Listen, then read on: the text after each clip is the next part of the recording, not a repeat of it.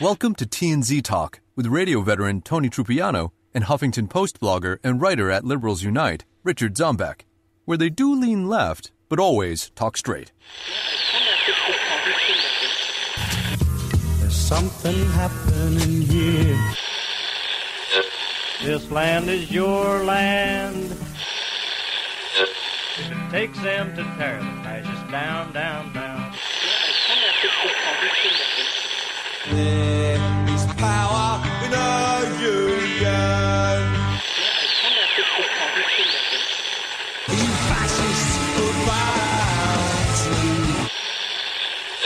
TNZTalk.com is information central for the show, including a place to make a donation, subscribe to the show, listen and get the archives, and to find your favorite player. Check us out now at TNZTalk.com.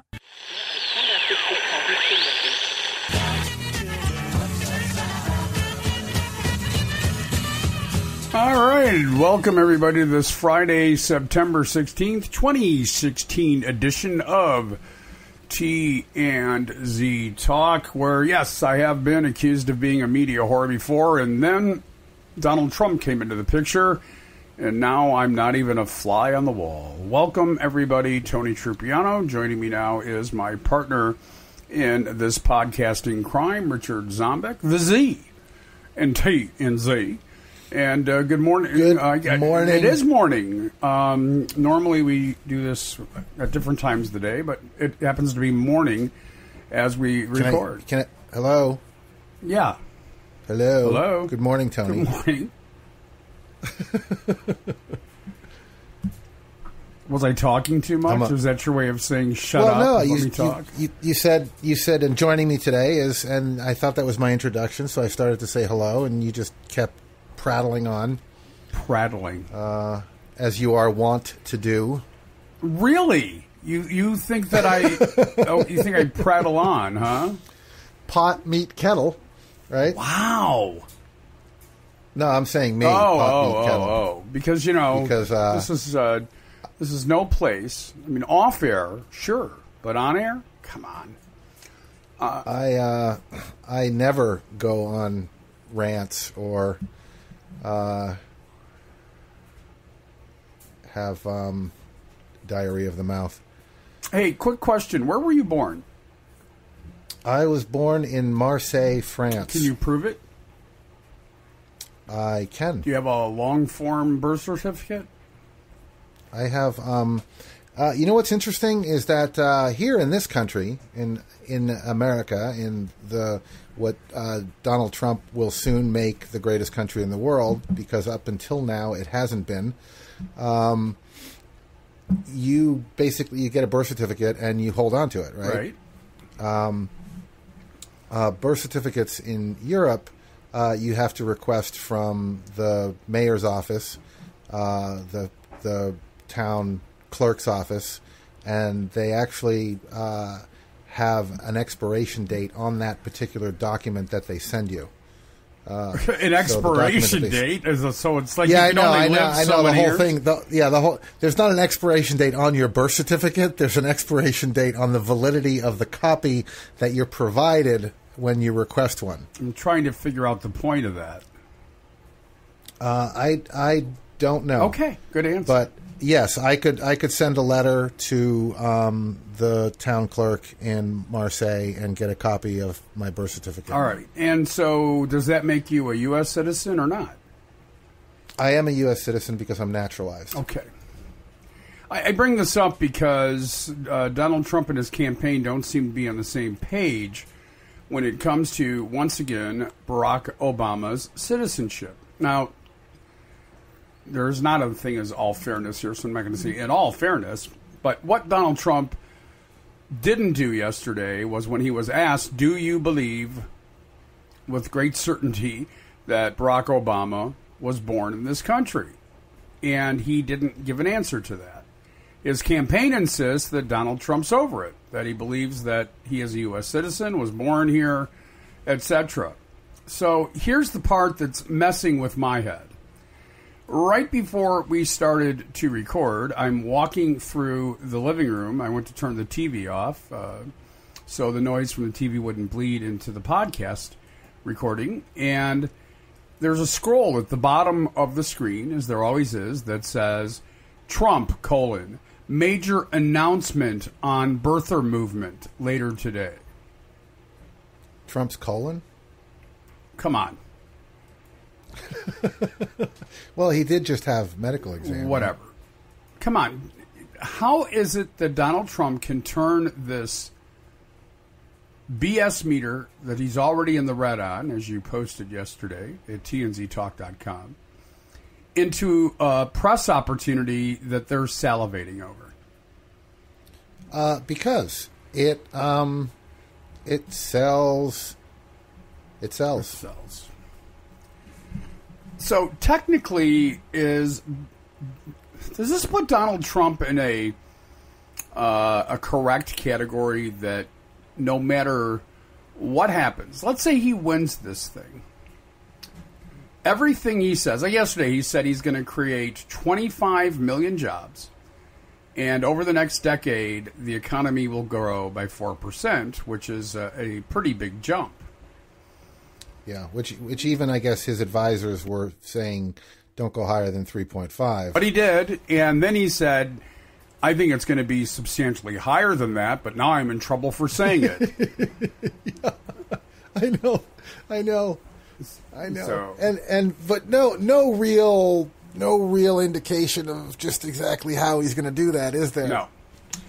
And so, we'll see what this major announcement is, and I guess at the end of the day, what I'm disgusted by is the media harshness of it in the way they embrace him. Well, it's going to be a non-announcement. I mean, we can pretty much bank on that it's going to be, I was going to talk about this, but what I really want to talk about is crooked Hillary, and there's no reason to put this whole Obama birth certificate back on. It's really not something I want to talk about. Everyone else seems to want to talk about because they seem interested in that. And even though I know there's probably something going on there, I'm going to be the bigger man and I'm not going to talk about it because I just don't want to talk about Obama's birth certificate, whether or not he was born in Kenya or Hawaii. I mean, who knows what's really true? I mean, we don't have to talk about this. Maybe he was born in Kenya. Maybe he wasn't. Maybe he just said he was born in Kenya because he wanted to get into Harvard, and that was an easy way to do it. But, I don't really see any need to talk about Obama's birth certificate and whether or not it exists or not, because I just don't know whether or not it exists or not. Nobody really knows. Take a breath, damn it. Take a breath. So I don't know why we're talking about this. But this is the kind of stuff that he does. It's like, listen, I don't want to talk about this, but then he talks about it in this weird, non-talking sort of way for the next 20 freaking minutes. Well, or it'll be, it's the media that wants to talk about this. Believe me, it is. Believe me. Yeah. All right, with that said, going back to a conversation that we've had twice this week that I want to briefly revisit. Facebook has now committed publicly to killing fake news on Facebook. They cited two examples.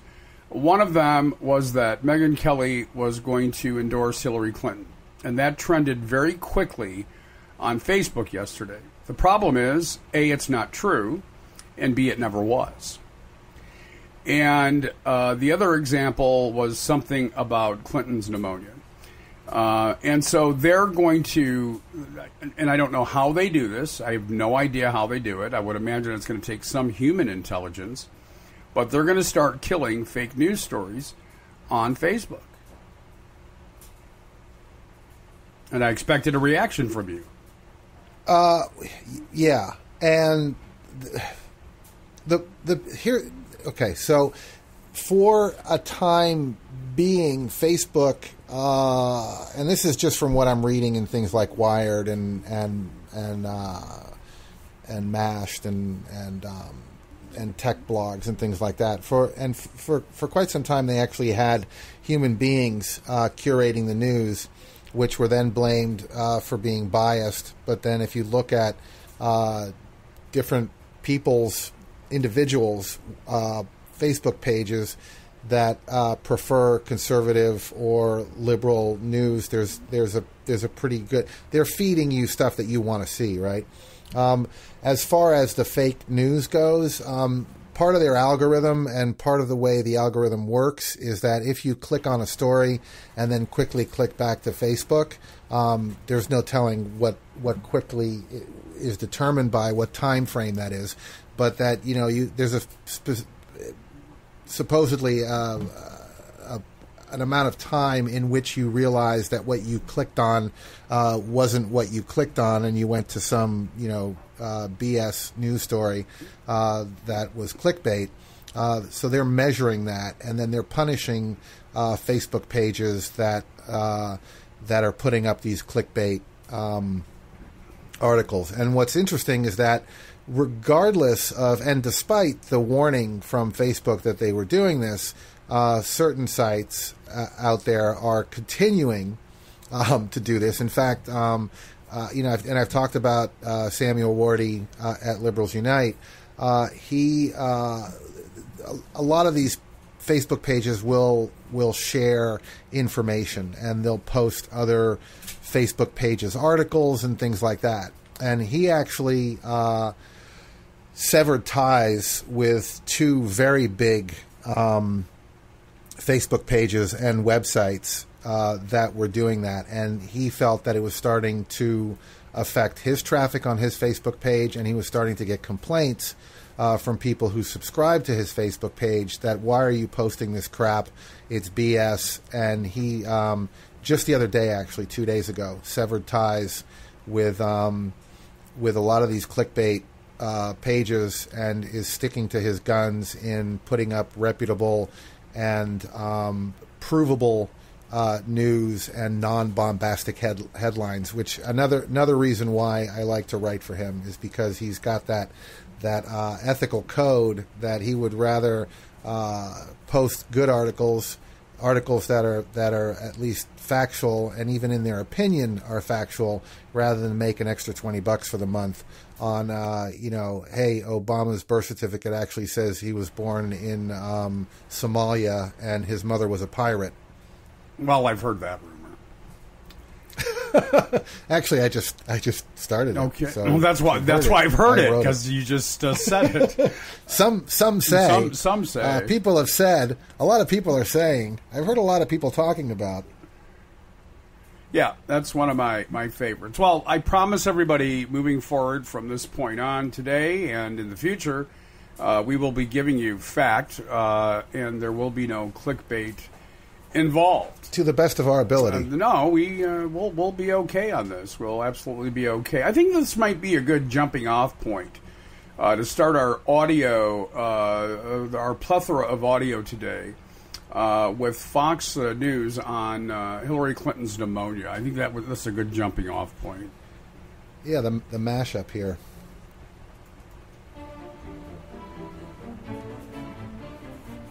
She left that 9/11 event early after a fainting spell. I call it a collapse. There's no way she is conscious being brought into that van. I have pneumonia. I'm passing out or I'm fainting. No big deal. How many times have you fainted in the past 10 years? Would you have to be like, well... If she were to faint again, that would pretty much be it. How many times is she fainting? Where is she fainting? Is she fainting everywhere? Mm-hmm. She is done. She is not fit to run the country. Yeah. Yeah, can I just read you a list that I have here? It's a short list. Of course you can. These are this is a list of the other people that have fainted in the past. George H.W. Bush in 1994 in Japan. Bill Daley in 2006. Italian Prime Minister Berlusconi in 2006. Attorney General Michael Mukasey in 2008, General David Petraeus in 2010, the executive of GE Jim Campbell in 2010, the CEO of BMW Harold Kruger in 2015, and General James Martin in 2016. All people who have fainted in public, at a podium, holding a microphone, their head down on the desk, George H.W. Bush, by the way, not only fainted, he fainted into the lap of the Japanese Prime Minister. And he puked. And he puked. Well, he got food poisoning, so, actually there was some public compassion for that. And, he was, especially the late night shows made fun of him. And the sushi business suffered for a while. But, it didn't become... And any of these people, the story never evolved into they're not fit to do their job. Right. None of these people lost their jobs. Nor were they accused of having Parkinson's, irritable bowel syndrome, leprosy, whatever. And multiple sclerosis, Parkinson's. And poor Hillary. Poor Hillary. Bubonic plague. Yeah, there you go. It's been a while for that one, but Hillary Clinton has it. And that's right. Anyway, thank you, Fox News, for continuing to perpetuate the lies that you live on. Can we revisit a story from yesterday? Well, it depends what story, Tony. Flint, Michigan. Yes. As you are aware, this has now become national news. It was very much local or statewide for us. But now this story has become national news because Donald Trump once again made a complete and utter ass of himself in the aftermath of what should have been... I mean, if he would have just kept it to the photo op he wanted it to be, it'd be over. We wouldn't be talking about it. But he didn't do that. And... he started politicizing his speech. So we've got some audio, and I think that chronologically we need to kind of go back to the audio we played yesterday, and then we'll kind of bring everybody up to date.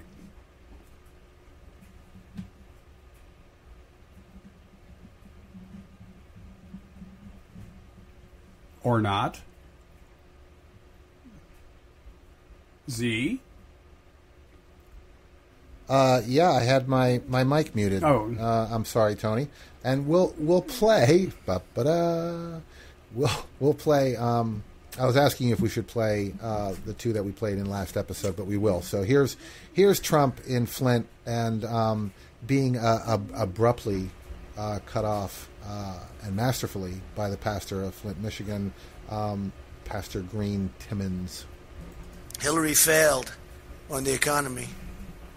Just like she's failed on foreign policy. Everything she touched didn't work out. Nothing. Now Hillary Clinton. Mr. Trump, I invited you here to thank us for what okay. Not okay. To give a political statement. Okay, that's good. Then I'm going to go back on to Flint. Okay. Flint's pain is a result of so many different failures. And I must say that no, I never would. Never would.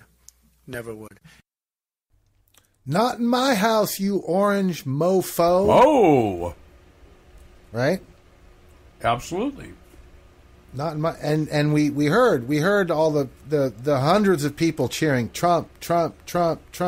Right? I think everyone in the audience, everyone that's listening to the show right now, heard that people were screaming Trump, and booing the pastor. Right? Yes, but we really didn't hear that. Right. Well, but according to Trump, and let's just hear what he had to say. But something was up because I noticed she was so nervous when she introduced me, and she called NBC, ABC. ABC was the owner of an NBC network, and she said he owns ABC, and we sort of smiled together backstage. And when she got up to introduce me, she was so nervous. She was shaking, and I said, wow, this is sort of strange. And then she came up. So she had that in mind. There's no question about it. Bother you? Does it bother you? No, seemed it like doesn't bother me. No, everyone plays their games. It doesn't bother me. I'll tell you what really made me feel good. The audience was saying, let him speak, let him speak. Right. And the audience was so great. And these are mostly African-American people, phenomenal people. And they want to see change. I mean, they're living in... You have to see that the crime rate over there is ridiculous. The whole place is... Not only the water. Yeah. The water is... What they did with the water is horrible, but the crime rate and all the other problems they have... and people want to see. You know, when I use the expression, I say, "What do you have to lose? I'm going to fix it. Well, I'm going to fix it. What do you have to lose?" And I'll tell you, the audience was fantastic, but she was so nervous. She was like a nervous mess. So I figured something. Something was up. Really. It's like a war zone over there. It's horrible. It's horrible. And she was sweating like a pig. Well, okay, so let's just quickly break that down as we did yesterday. She didn't sound nervous. She wasn't rude. She even called him Mr. Trump. Yes. Now, so much of what he said was filler. When we were backstage, you know, she called ABC and NBC. She didn't do any of that, of course. The media is there because there's a pool of reporters that follows him, including broadcast media. And so it's easy to fact-check what he said. The 27 people that were actually in the room were all African-American, and not one of them was chanting Trump or let him speak. But again, he gets away with it. But that's not the end of the story, is it? No. And the thing is, Tony, is he gets away with it because people ingest only the news that they want to hear. So they hear Trump. I mean, even the idiots on Fox don't. I'm assuming they don't fact check because if they do, then they're equally complicit in lying about the facts, which probably wouldn't matter to them. But he can just go on and say, "Oh yeah, no, she was really nervous and she was making calls and she was sweating. I mean, it was just sweat dripping off her, and they're going to believe it." And they're going to go, yeah, well, I can understand that. Well, and, the Pastor Green Timmons certainly wanted to respond to Donald Trump, and I thought she did a masterful job of that. And so let's hear her response to his idiocy. Everybody ready? Well, this may have seemed to have been quite an odd situation, but the United Methodist Church is an open church. We have an open communion table. All are invited to partake. As a matter of fact, our official statement is open doors, open hearts, open minds. And so when I heard from the Trump camp that they wanted to come by and see that we give out water, we give out foods that help mitigate lead, and asked if he could come, all are welcome. It's a public event. They had plans to make it a little more than they originally said, and I said, no, you're going to stick to the original plan. And so when he asked to come in and make a statement, and the statement began to go beyond what he originally said, I asked him to stick to what he said. You came here to welcome our workers and thank them for what they have done, and that's what he stuck to. This is God's house, not my house. The members don't own it. It belongs to God. And so he was welcome to come and see what we do in the city of Flint. We're doing well in the sense that at our church, we're helping those who are in need, and I wanted him to see the best of Flint in the sense that we're an educated congregation. Some of the statements that I've heard him make about African Americans, Mexicans, and others were degrading.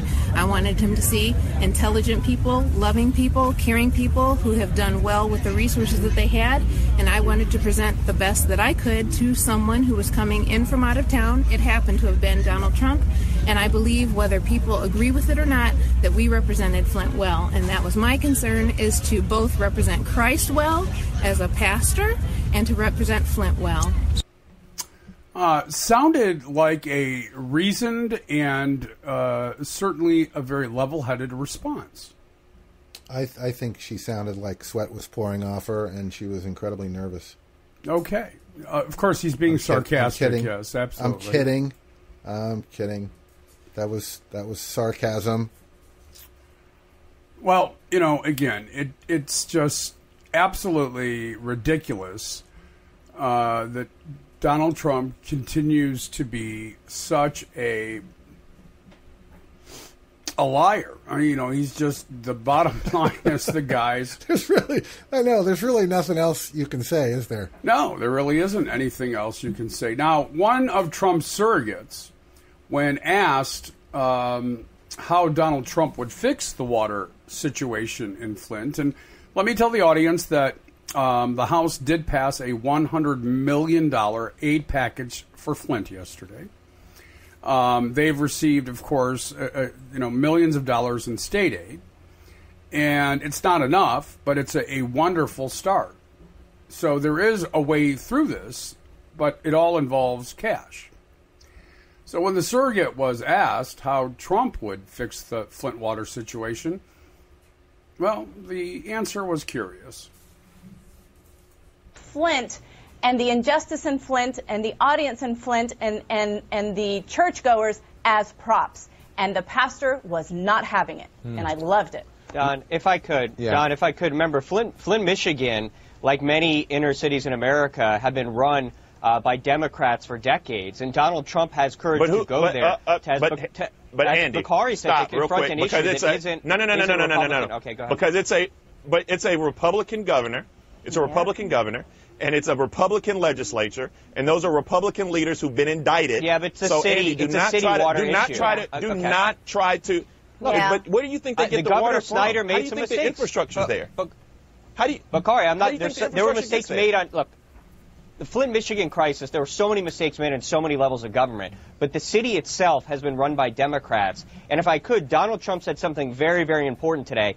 And if I could, this is a quote from one of his speeches. And he said, in the old days, we used to make cars in Flint, Michigan, and you couldn't drink the water in Mexico. Nowadays, they're making cars in Mexico, and you can't drink the water in Flint, Michigan, because GM has moved the small production car facilities out of Michigan today into Mexico. So when Trump went to Flint, Michigan, he was talking about the water, but just as important, he's talking about jobs. And that line, Andy, that line did not go over well at all.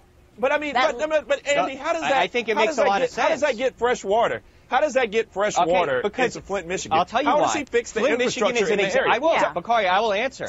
Flint, Michigan, because all of the jobs have been leaving Michigan because of Democratic policies, collapsed the economy. When the economy is out and there's no money to repair bridges and waters so you're and going dams, to tell me now? people get poisoned. You're going to tell me now? You're going to tell me now about Andy? You're going to tell me now? First of all, I have to keep going back and harking on the fact that there are Republicans who've been indicted, and Mayor Karen Weaver, who's the mayor in Flint, has been doing an amazing job. But can you tell me Donald Trump's infrastructure plan? Does he have one? Donald Trump has been building infrastructure his entire life. So, yeah, of course not what he has infrastructure to enrich himself. What is his infrastructure? That's not what he asked you, though. He asked you about an infrastructure plan, Andy. Well, Donald Trump has an infrastructure plan absolutely on his website. First, we're going to build the wall. Second, we're going to repair our highways and bridges. And then Flint, Michigan's an example of when there's a water crisis, we're going to fix it. Andy, you seem to be conveniently this is an infrastructure guy. Wow. Well, first of all, let me correct a few things. Number one, GM didn't move their small vehicle production to Mexico. Ford did. Ford is not based and never has been based out of Flint, Michigan. GM left Flint 2 decades ago. 20 years ago, Z, not last Thursday. And this is a community that has been in an economic downturn for decades now. And in fact, anybody that ever saw the Roger Moore documentary, what the hell's his name? Michael Moore's documentary, Roger and Me, is about the decline of Flint, Michigan, which just happens to be his hometown. And so, I want to ask this question because this happened when the city of Detroit began to slide and then went into the gutter and then had a mayor that's now ended up in jail for 30 years. What does it matter if you're a Republican or a Democrat? This Andy guy says, Flint's been run by Democrats for years. So what does that have to do with the infrastructure? Right. What does that have to do with management? Now, I happen to know former Mayor Dane Walling. And Dane Walling lost re-election because of the Flint water crisis. Karen Weaver is an excellent mayor and will continue to serve the people of Flint honorably, as would of Dane Walling. When you look at, and of course you wouldn't know this, but this is a story that I started reporting on almost 2 years ago now. Yes, you heard me, almost 2 years ago now, when no one else was talking about it. No one else. And the city was under the control of what's called an emergency manager. And an emergency manager, Z, has the right to go into a economically depressed city and literally fire everybody, including the democratically elected city council. He did that. He busted the unions, and he was the one that made the decision to change the water source to save a couple $1 million a year. I want to remind this audience, for those that have been following the Flint water crisis story, that $50,000 would have solved this problem. They didn't treat the water properly, and they didn't want to spend the $50,000. What's that have to do with Democrats? Yeah. So I know. It's just it really is just insane. We have you've got a piece of David Gergen audio that we did not get to yesterday, and you left it in the hopper. So I'm going to let you set that up, and then I want to talk a little bit about Harry Reid and Elizabeth Warren, and a few other things that we've got in the hopper as well.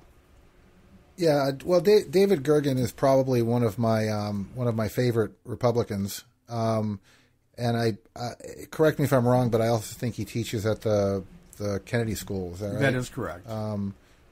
For politics, and was involved in politics for a long time, and he was on, I believe. I think it was CNN. It may have been MSNBC, but he was on TV. He was on TV. Thank you, Tony. We'll get more details for you in the upcoming episodes of TNZ Talk. But here's David Gergen talking about Trump. David Gergen, you have been around the block a few times. I want you to do the 30,000-foot view on this one. I know you're giggling, but here's the reality. I thought I was going to be asking you about child care, and there have been about 55,000 developments since child care last night. And there's something to this. I'm laughing, but there's something very clever to overloading people with so much material that only one brand bleeds through. Well, listen, I think when you asked the question, actually, who are the winners here? I think the real issue is who are the losers, and the losers are very clearly American voters. We're getting a runaround from both camps at the moment, and until they, get serious and really give us hard evidence, we can't really make judgments about either candidate's health. I do think Trump has been much more secretive than Hillary Clinton has, and for him to use the Dr. Oz show as a forum to have this all sorted out, have his health all sorted out, trivializes this whole exercise, and I think it makes it more of a national joke than a serious effort to figure out two candidates heading into their 70s. Whoever wins is going to be governing in their 70s, and the country deserves to know what are the prospects for this person's health. Are there any clouds that might impair the judgment of a person who's going to be the president? If he apparently, from what has just been reported, Trump gave him a one-page summary. I'm sorry. The doctor wrote the last report in the back seat of a car. Did he write this one in the front seat of a car? I mean, a one page is sort of ludicrous on its face as a way to capture the nuances. John McCain gave us 1,000 pages, from the Mayo Clinic, no less. I mean, I think we're all pretty familiar with that. Let's go back to the idea of an independent panel of doctors that can review both Clinton and Trump. I'm with Brian on that one.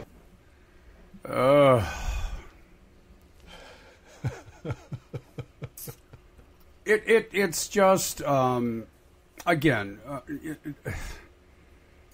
Well, here's we hear from people like what? At least we're both stuttering over this one. Yeah, that's it, folks. We hear from people like David Gergen. We hear from people like Colin Powell. We hear from the elders in the Republican Party, the people who were proud to call themselves Republicans, and who are completely dumbfounded. Now, that said, their party did a tremendous amount of work with the objective of creating idiots. And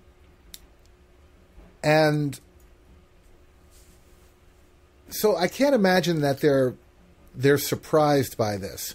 They certainly didn't vocalize their concern when the basket of deplorables was being filled, and when the Republicans started catering to certain factions of our society.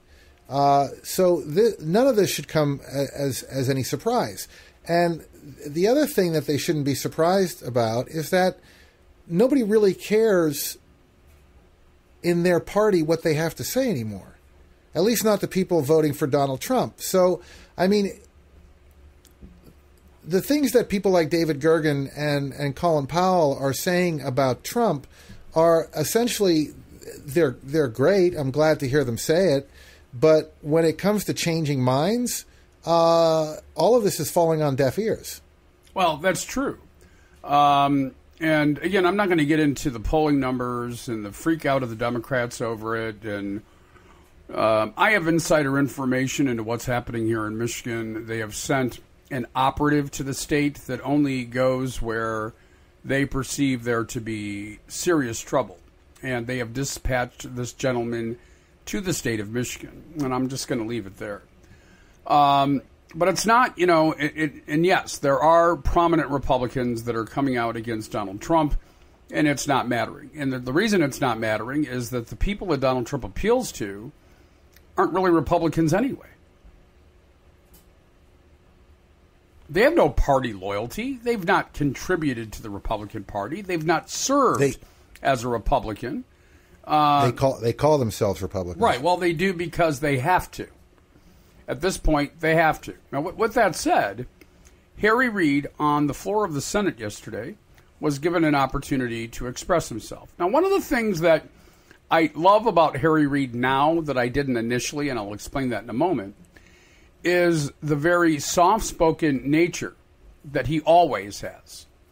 He doesn't raise his voice, never has, never will. And the very first time I interviewed him, I talked to a friend of mine who is a well-placed lobbyist in Washington, D.C., who knows Senator Reid extremely well.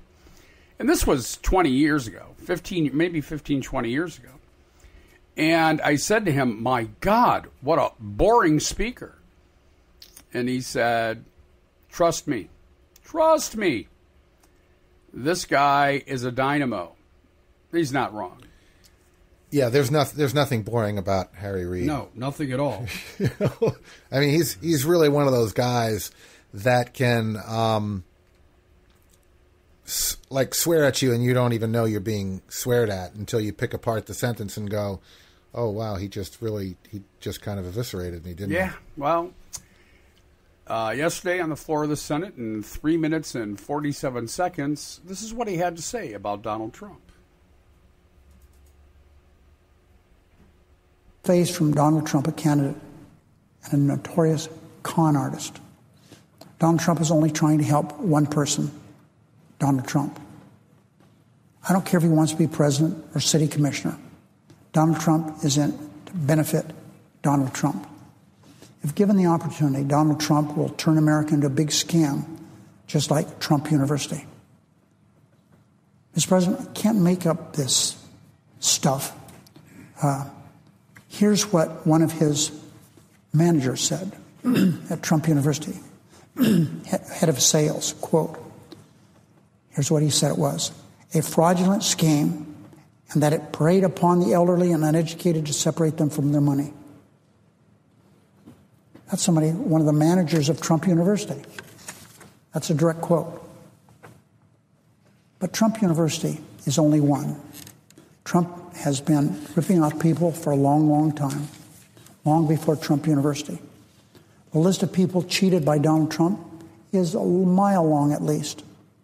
Glass Company, New Jersey, a children's singing group, real estate brokers, plural, plumbers, painters, dishwashers, and many, many more. They all got fleeced by this so-called billionaire Trump. And when Trump gets sued for not paying, here's what he does. He hires lawyers lots of lawyers most of the time, to defend him from having from having cheated lots of people. And then guess what? Many times he doesn't bother paying those lawyers. They have to sue him. He rips off people only to reap profit for himself. Now, a lot of his business I don't understand very well, but I understand Atlantic City. I was the chairman of the Nevada Gaming Commission for 4 very tumultuous years. I was there when we allowed Nevada operations to go to Atlantic City. So I understand what took place in Atlantic City. He'll do anything to make a buck for himself. If Donald Trump, he applied for a license a number of years ago in Nevada and was a passive owner. He got one. It was just perfunctory. If he applied for a license day after what he did in Atlantic City and what he's done since, he couldn't get a gaming license in Nevada. Let's be clear about Donald Trump.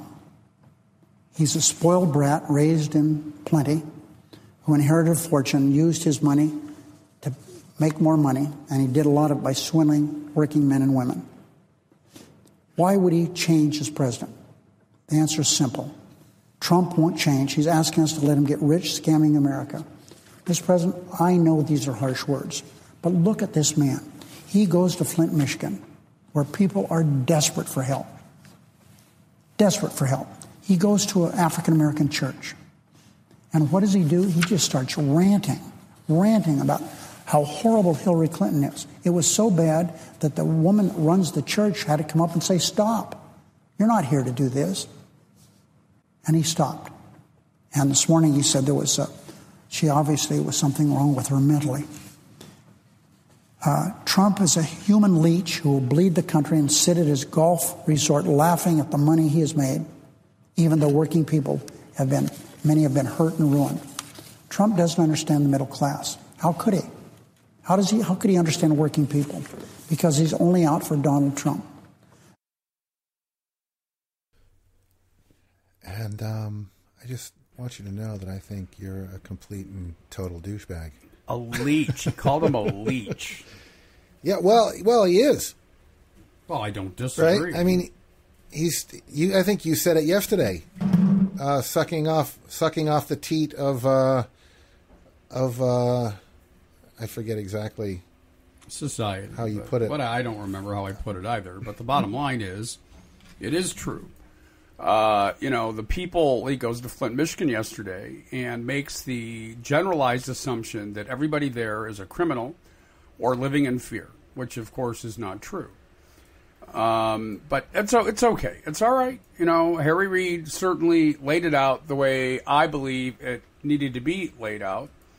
And I'm proud of him for that. I'm proud of him for that in so many ways. Now, one of the issues that continues to hound Donald Trump, of the many that have gone away, there's one that hasn't, and that is his tax returns. As we discussed yesterday, Vice is suing the federal government to get a copy of his tax returns. Senator Elizabeth Warren has her own take on why Donald Trump won't release his tax returns, and I believe that of all the explanations we've had from the left or the right, this is the one that makes the most sense.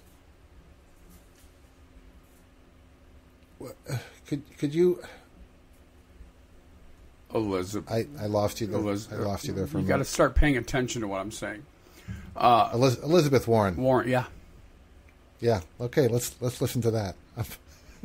Thanks for playing the game. Now, Donald Trump makes a big show of strutting around, pretending to be tough. But he's too chicken to show his tax returns to the American people. He's had a million excuses, but we all know why Donald Trump isn't releasing his taxes. He's hiding something. Now, for a long time, I wasn't sure what he was hiding. But thanks to the tireless work of journalists and experts, we at least have some clues about what he's hiding. We don't know everything, but slowly some of his secrets are starting to leak to the public. And they are not pretty. Let's start with the tax scams that we know about. Here are just 3 of them. The first scam is claiming tax credits for homeowners who make less than $500,000 a year. He wasn't eligible, so he lied. Nothing fancy. Eventually, the press caught wind of it, and Trump paid up. And if he hadn't been caught, he'd still be lying about it today. Here's another Trump tax scam. Scoop up hundreds of millions of dollars in real estate developer subsidies, then skip out on paying any income taxes. In 1978, 1979, 1991, 1993, Trump paid $0 in income taxes. Zero. And that's not a comprehensive list of his zero tax years. It's just the years when, for one reason or another, his tax returns were public.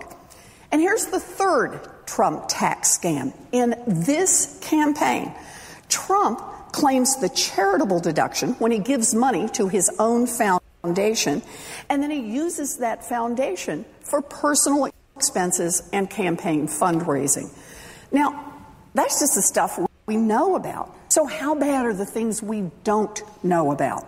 The American people should see Donald Trump's tax returns so they can decide for themselves if his shameful and in some cases illegal behavior disqualifies him from being president. All right. Now, yesterday, Z, I'm watching MSNBC, and one of the surrogates for the Trump campaign says, you know, at this point, if we release tax returns, it would just be a huge distraction. The media would be all over it. There'd be all kinds of investigations. And do we really have time this close to the election to get into something like that? That's what he actually said. Yeah, I know. And they get away with it. I mean, you know, what's going to be interesting, Tony, is Elizabeth Warren, Joe Biden, Cory Booker, Bernie Sanders, Barack Obama, Michelle Obama, a long list of Clinton surrogates that on their own, and this is important, on their own can draw tremendous crowds without Hillary Clinton even being there. That's going to be huge for her in the next 50 or some odd days, which Obama actually proved over this last week in 2 appearances where he had huge crowds, and he's running at a 58% approval rating right now, which is unheard of for an incumbent. Yeah, especially this late in there. Or a lame duck incumbent, right. Whatever you want to call it. Absolutely. I mean, his numbers are terrific. He's drawing huge crowds. Elizabeth Warren can draw huge crowds. Joe Biden can draw huge crowds. Any of the people speaking for Clinton that have taken on a role of surrogate can draw huge crowds. Now, interestingly, Elizabeth Warren with Bernie Sanders will be in Ohio and Pennsylvania this weekend for Secretary Clinton. They're traveling together. Imagine how big those crowds will be. Yeah. Oh no. I mean, this is the best thing she has going for her right now. All right, very quickly, because we don't have a lot of time left. One of the issues on the Clinton side, for the Trump side, it's the tax returns. That doesn't go away. On the Clinton side, it's the email issue that doesn't go away. The supposed 30,000 emails just disappeared.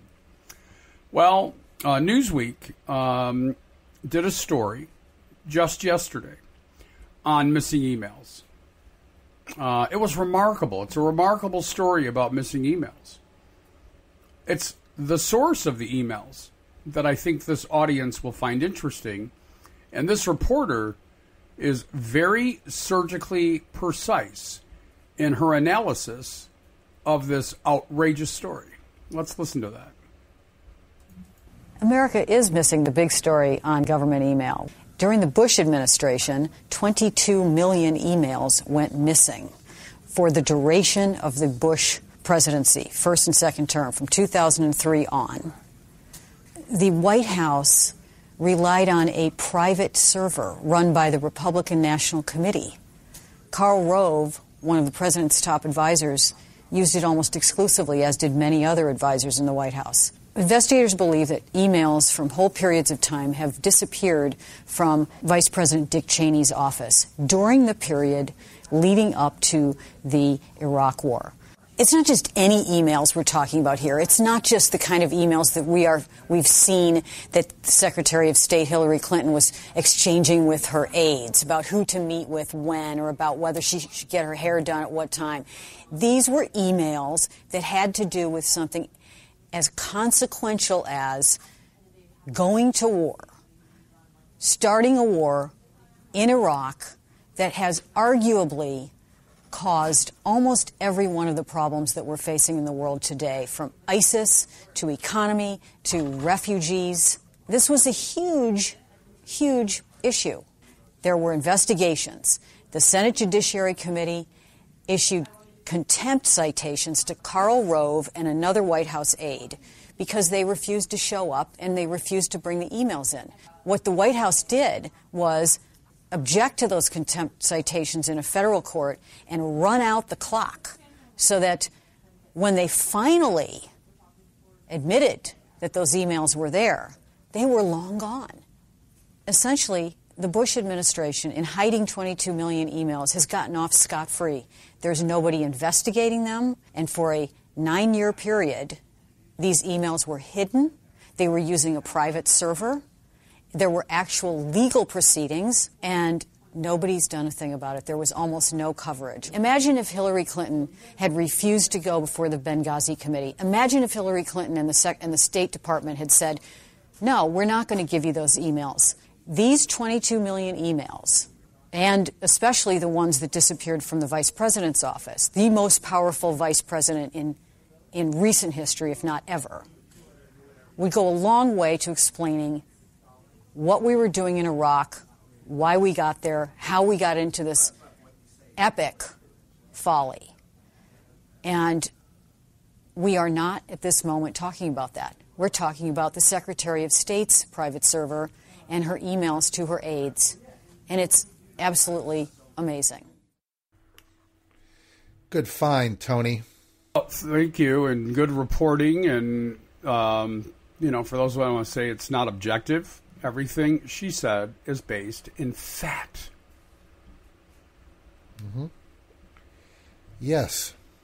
So it's just, you just get to a point where you do scratch your head and you do say, and I'm surprised nobody's called him Teflon Don yet. I'm just surprised because that would fit him perfectly. Nothing sticks. I thought someone did. I thought Joe calls him Teflon Donnie. No, not well. If he does, I'm missing it, and I watch every morning for at least an hour, if not longer. But maybe he does occasionally. By the way, Donald Trump Jr. was asked yesterday on Good Morning America about the birther question. And this is what he said. He said that the campaign spokesperson's statement was, quote unquote, coming from his father. But when asked whether his father himself would say President Obama was born in the United States, he responded, I don't know. Yeah, he can't. He can't. He can't say it. He'll lose. He will lose people from his base, or at least that's the fear. He's never going to admit that he was wrong.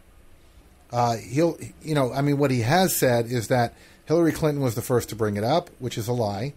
And that he doesn't want to talk about it. And, interestingly, this whole idea that Hillary Clinton was responsible for that, in 2008, she did a sit-down interview on 60 Minutes.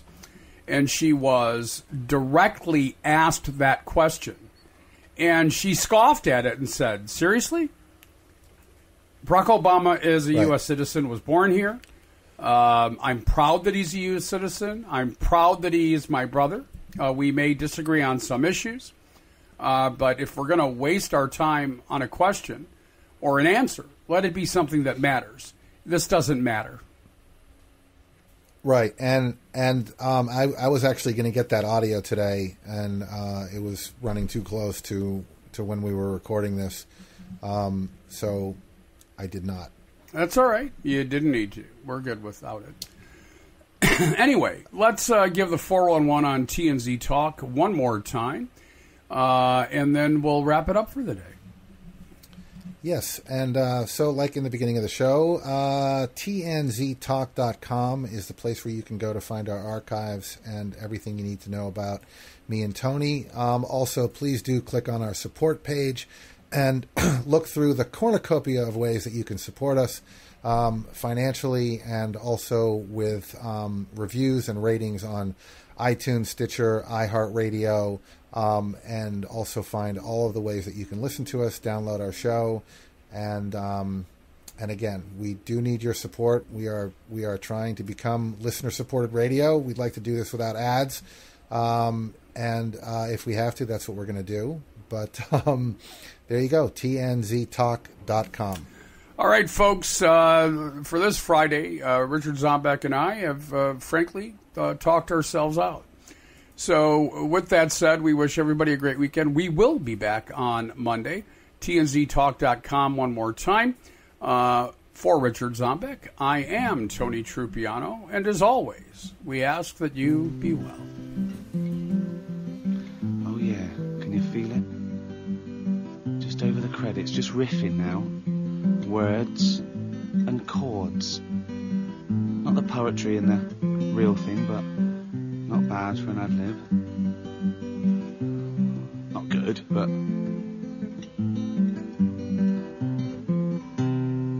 And it's not long enough, so just do a little bit more. And that's nearly done. That's the final credit there. That's the end.